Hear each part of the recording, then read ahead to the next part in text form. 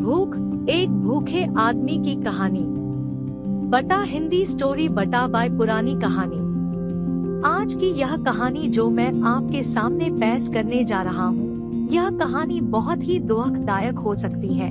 कहानी का टॉपिक भूख। एक भूखे आदमी की कहानी। शायद ही आपने ये कहानी पहले कभी सुनी होगी, तो आइए कहानी को शुरू करते हैं। मेरा नाम अमन है। गांव में मेरे घर के पास वाले ही मकान में एक आदमी रहता था। उसका एक लड़का जिसका नाम ऋतिक तथा एक लड़की जिसका नाम राजी था और पत्नी जिसका नाम रीमा था। वह आदमी कुछ काम नहीं करता था। काम के नाम पर बोझ समझते थे उसके घर वाले।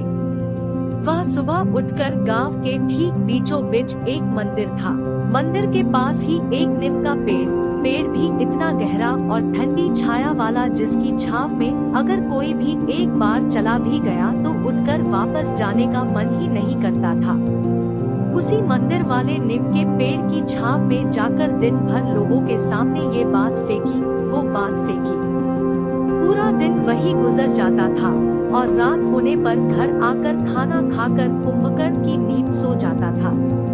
उसकी पत्नी और बेटा ऋतिक दोनों बहुत चिढ़ने लगे और मन ही मन उनके प्रति घृणा करने लगे। पत्नी गुस्से में आकर बोली, कुछ काम तो नहीं करते, बस दिन भर बैठे रहते और भूख लगते ही आ जाते खाने के लिए। राक्षस कहीं का। जब भी वह खाना खाने बैठता था और दोनों माँ बेटे उससे झगड़ने लगते थे और आधा खाना खाया कि नहीं खाया और बेचारा हाथ धोकर तुरंत बाहर चला जाता था।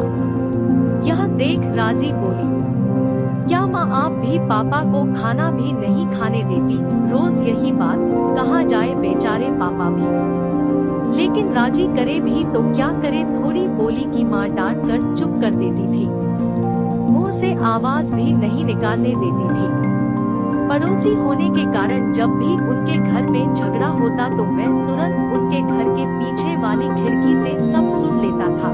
लेकिन एक दिन तो हद ही हो गई। मैं फिर उसी जगह जहां हमेशा जाकर उनकी बातें सुनता था और मैंने देखा कि जैसे ही वह हर रोज की तरह एक प्लेट में दाल ली और 2 रोटी लेकर खाने बैठे ही थे और दोनों माँ बेटे ने खरी खोटी सुनाई ये तो ठीक, पर माँ ने तो अपने पास पड़े एक झाड़ू से ही धो दिया। यह देख मुझसे रहा न गया और मैं चला ही था उसको बचाने, लेकिन मुझे लगा कि दूसरों के आपस के मामले में टांग अड़ाना ठीक नहीं होगा। बेचारा भूख से तड़पता हुआ वहाँ से निकल पड़ा और 2 दिन हो गए घर नहीं लौटा, लेकिन माँ बेटे को तो परवाह ही नहीं। किंतु राजी बेचारी मन ही मन बहुत दुखी होती रही, सोच रही थी कि कहाँ होंगे पापा, 2 दिन हो गए भूख से तड़प रहे होंगे। मेरे गांव के पास वाले गांव में बड़े नेता की सभा चल रही थी। बहुत भीड़ थी। कुछ भीड़ इकट्ठी की गई थी और कुछ आते जाते लोग इकट्ठे हो गए थे और मैं भी वहीं मौजूद था। नेताजी के भाषण सुन रहा था। जनता के लिए नाश्ते के पैकेट बांटे जा रहे थे। मैंने भी आनंद लेते हुए नाश्ता की और दोस्तों के साथ घूमने लगा। तब वह भूखा आदमी भी वहां मौजूद था, लेकिन पूरी भीड़ से अलग तेज धूप में रोड के किनारे पड़ा था। आसमां की ओर ताक रहे थे। मुंह खुला हुआ था। नाश्ता के पैकेट बांटने वाला जब उनके पास गया और बोला, अंकल ये लो, नाश्ता करो, पर अंकल में तो कोई हलचल नहीं हुई। उसने हिलाया तो बिना प्राण का आदमी हल्के झटके से इधर से उधर और गर्दन लटक गई। सोचा तेज गर्मी के कारण बेहोश हो गए।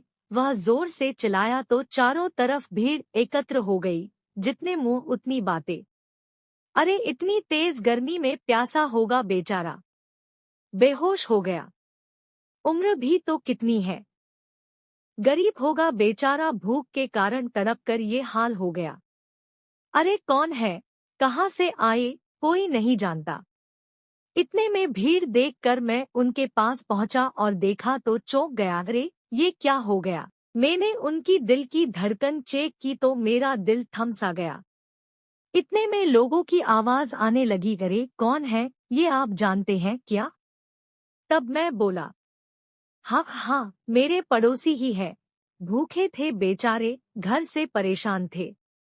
तभी मैंने उनको उठाया और उनके घर ले गया और दरवाजा खटखटाया तो पत्नी बिना देखे बोली, आ गया। भूख सहन नहीं हुई। मुझे पता था भूख लगेगी तो घर ही याद आएगा। लेकिन जब राजी ने दरवाजा खोला तो चिक निकल पड़ी राजी की और बोली, माँ ये क्या हो गया। माँ और बेटे ने देखा तो मुंह फाड़कर रोने लगे। तभी मेरे मुंह से निकल ही गया, जीते जी तो शांति से खाना भी नहीं खाने दिया और मरने के बाद आंसू की नदियां बहाने से क्या फायदा। मैं आशा करता हूँ कि आपको यह कहानी पसंद आई होगी। अपने दोस्तों के साथ शेयर कर देना और ब्लॉग को सब्सक्राइब कर लेना।